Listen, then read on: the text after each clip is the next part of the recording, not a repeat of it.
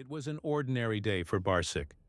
He was sleeping on the couch when suddenly, beep, beep, beep, an alarm. The city is in danger. Barsik quickly puts on his superhero costume. A blue suit, a red cape, and an S on his chest. He's ready for action. He jumps out the window, his cape fluttering in the wind. Time to save the city. Outside, Barsik encounters the Mouse King. A giant mouse, wearing a crown, is stealing cheese from a shop. Is this a challenge? The battle begins. Mouse King throws chunks of cheese, and Barsik skillfully dodges. Barsik catches the Mouse King in a toy net.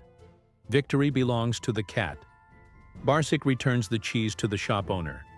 The city is saved, and Barsik is a hero. After such a feat, Barsik returns home. He drinks milk and watches TV. Hero work is done. The next day, Barsik is awarded the Best Cat Superhero Medal. He proudly looks into the camera. Thanks for the love, everyone.